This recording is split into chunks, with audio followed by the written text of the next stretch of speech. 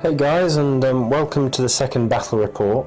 Again, it's going to be Duardin versus Skaven, so it's the second battle in the campaign, and this time the Duardin got to attack the Skaven territory. So the Skaven chose to defend their 5th territory, which I think was the 3 places of power mission. There was a couple of changes to the list. The Duardin dropped the dragon, and instead of the dragon they took the another artillery piece, which was the cannon, and they also took some iron breakers in replacement. And the Skaven, they made some changes too, so they dropped the Hellpit Abomination, and instead they took 2 more weapons teams. So they took a Warpfire Thrower team, a Poison Wind Mortar, and they also took a Doom Wheel, while dropping the 30 clan rats down to 20, ready for the battle. Now I did get a few shots of the Skaven models this time round. Next time I will promise I'll take some actual shots of the battle as it's taking place as well, so I'll drop them into the video, so you're not just getting just the overview of the battle, you're also getting some of the pictures as well, so you can kind of see it as it's going along all the way through. And I must say these Skaven models are really well painted, so my photos really don't do them justice, and I do apologise to Liam, who's the Skaven player. So I promise next time I'll get some good shots of yours as well, and we'll put them all up and have them on the video, and maybe we'll get him talking about his army as well, and the tactics he uses, because he is a very tactical player, and I'm sure for novices of Age of Sigmar, I'm sure he can give some good advice on how to play, certainly with Skaven, but also just playing in general. He's got some very interesting tactics, which does work, and in fact you'll see it towards the end of this video today. In this battle he uses some very sneaky tactics to get to some interesting points of the battle, so I won't spoil it now, but you'll see it later on. So the battlefield was fairly simple. We just went for 4 pieces of terrain, all in the corners, just kind of make it a bit more open. And this was mainly just so we could kind of focus on the infantry movement and just enjoying the battle rather than having to roll for the terrain all the time and trying to work out where to go and everything like this. So this was more trying to get into a proper combat scenario rather than a weird kind of manoeuvring issue, but no, it was good. So as you can see from the deployment, I set up on the left hand side, and I started to castle up and only had 2 characters, and the Skaven player also only had 2 characters luckily, which meant that kind of as we both had 2, it wasn't so much of an issue for me, because if I'd only taken 2 and the Skaven had taken 3, I'd have had a harder time claiming the victory in this game. But as it was, I kind of castled up with Snorri and Ulrich all on the left, so it meant I could only really go for the 1st and the 2nd place of power, whereas you can see from the Skaven battle line, he kind of spread his list out across the top of that battlefield, and he's got Scar on one side and then he'll have Lurk on the other, and Scar can kind of go for the 1st and the 2nd place of power, and then Clank, the engineer, can go for the 2nd and the 3rd place of power, which kind of gave him options. So he knew if I was going to go for the 1st and 2nd, then it kind of leaves the 3rd one free for Clank to go and claim later on, which was a really interesting aspect of the game. Whereas I was quite happy with my deployment, because I knew that I'd castled up on the left, but it meant that the Doom Wheel out on the right hand side wasn't so much of a threat to me during the game. So going into the first turn, and I start off by casting the Inspiring Presence on the Iron Breakers, and then I give the Organ Gun -1 to rend, hoping that I can try and take out some of those nasty Skaven units before we begin. And I start by moving up the Iron Breakers towards the 1st point of power, and the Thunderers also move towards the 2nd place of power, trying to cover those 2 units, those 2 areas off. Snorri kind of walks towards the temple. I was trying to get him to cover, to get him away from the weapons team so they can get plinked off the table. And in retrospect, I probably should have moved the characters up a lot sooner towards the places of power, but I was kind of biding my time and hoping to thin out the Skaven before I went for the places of power. Now during the shooting phase, the Organ Gun took off 5 of the Storm Vermin up to the top centre, and then the other 5 ran to Battle Shock. So it was a really successful shooting phase for me, even though the Cannon and the Thunderers didn't really do any damage.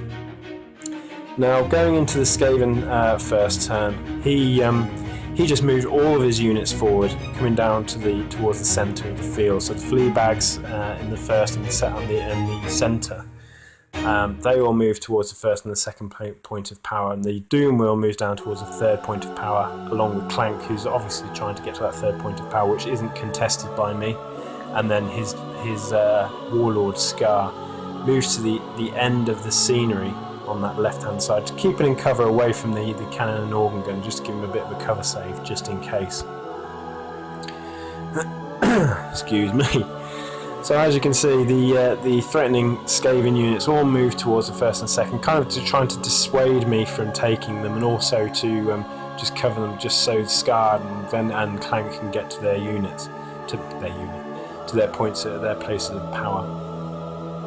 And then in the shooting phase, a Rattling gun opened up and then killed 3 of the Ironbreakers, and then Choke and Gasp missed.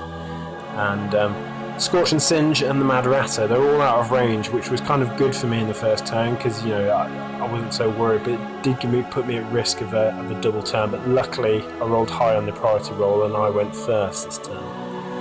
So then on my turn, I gave the Ironbreakers Inspiring Presence, and I gave the Organ Gun -1 to rend again. And then I moved all my units up, so I moved the Ironbreakers towards the first point of power, and as well as that, also the Sharpshooters and Grundy's Gamblers, I also moved them up slightly, just to try and dissuade the Skaven characters from trying to get towards them, trying to dissuade Scar from getting that first point of power. I knew he was going to get the third point of power, but I had a plan to try and deal with Clank later in the game. I moved Helga forward, and also Old Bessie forward as well, to try and get a bit more range on them. So then in the shooting phase, the Thunderers take out 2 of the Clan Rats in the centre, while the Organ Gun kills the Warpfire thrower on the right, and then 4 more Clan Rats ran to Battle Shock. So there was only 4 Clan Rats left after the turn, so they were certainly less of a threat, but they still had the Rat Ogres behind them, threatening the Thunderers and the Grundy's Gamblers. So in the Skaven turn, he gave his Fleabags on the left-hand side Inspiring Presence, and he also gave his Doom Wheel Mystic Shield. And then the Doom Wheel kind of came down towards the Dwarf right-hand... Duardin, I should say, really, shouldn't I? Came down towards the Duardin right-hand flank, and Clank claimed the third place of power. Then the Fleabags moved past the second point of power, just to kind of cover it, so that nothing could go past them onto the second place of power. And the Clan Rats on the left also did the same, threatening the Ironbreakers, with Spray and Pray and Choke and Gas kind of threatening them as well. Scar kind of moved towards the first place of power to try and claim it. And then in the shooting phase, it was very interesting. The Rattling gun misfired and caused 2 wounds to itself. Choke and Gasp failed to hit anything, and I believe the Mad Ratter only killed 1 of Grundy's Gamblers on the right there. So then he decided to charge in with Fleabags on the left, and he was very successful. He killed 3 of the Ironbreakers, only losing 2 in return. So the Ironbreakers were already down to 4 Ironbreakers. So such a good unit, he was doing really well on bringing them down. And then he did get the double turn. So going into Skaven turn 3, again he gave those Fleabags on the left-hand side Inspiring Presence, and the Mad Ratter Mystic Shield. The Mad Ratter then moved down a bit more towards the Grundy's Gamblers, aiming to charge them at the end of the turn. And the Verminstein started to move towards, in between the Thunderers and the first point of power, just in case any of my heroes kind of went towards it, they could kind of counter-charge. Scar certainly consolidated his position by claiming that first point of power, and the Verminstein Rat Ogres charged into the Thunderers, and the Doom Wheel charged into Grundy's Gamblers. In the combat phase, the Verminsteins made short work of the Thunderers, killing them all straight away. So then I got to choose to attack. So the Ironbreakers killed 4 of the Clan Rats. And then, as the Clan Rats didn't have to hit back because they weren't suffering any wounds, the Mad Hatter decided to kill 1 of the Grundy's Gamblers, and they attacked back and did 1 in return. Then the Clan Rats on the left killed 2 more of the Ironbreakers, so there was only 2 remaining at that point. So after Skaven turn 3, you can see that the Skaven players well ahead, 4 points to 0 for me. Now, this is kind of where it turns a little bit, so I cast Inspiring Presence on the Ironbreakers once more, and I also give Jorgen -1 to rend because I can't emphasise how good that is. And then I move the Ironbreakers up, the Organ Gun up, and also Alric, trying to get him towards that second place of power.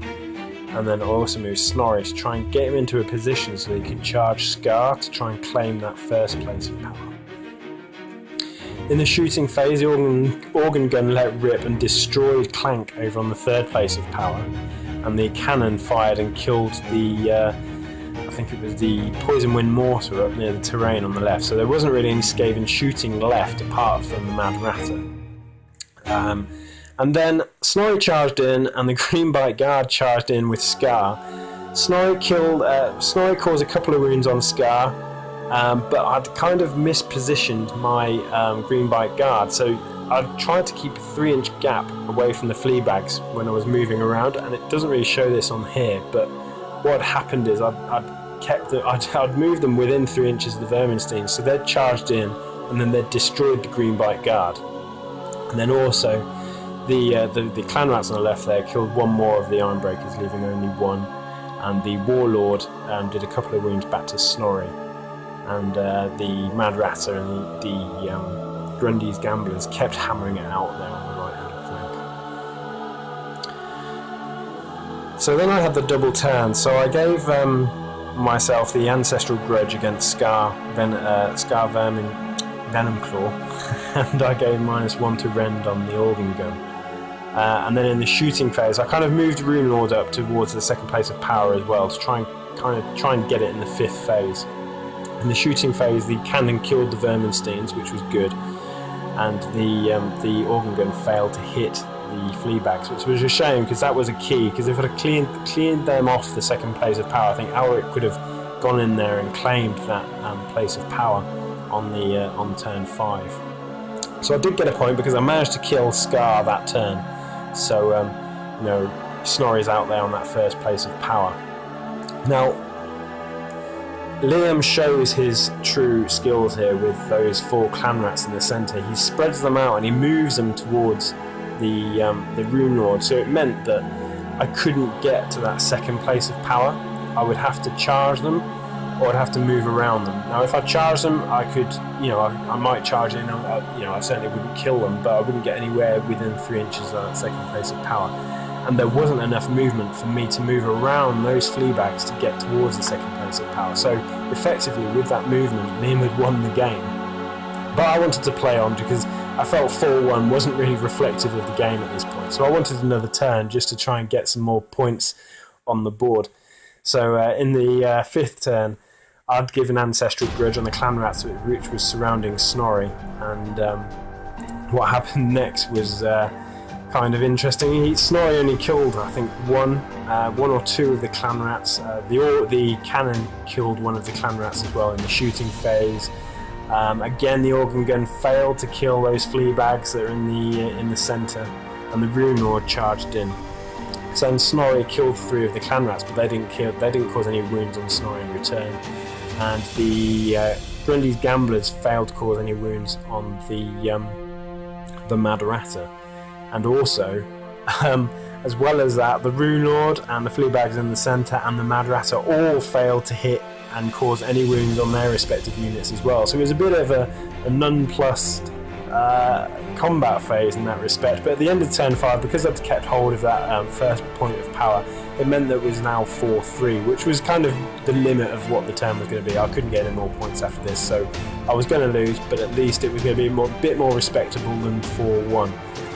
And then in Skaven turn 5, he had a couple of hits. His clan rats, both units, failed to hit anything, but his Mad Ratter killed the Grundy's Gamblers. And then Snorri completely went to town on those clan rats on the left and killed them all to a man.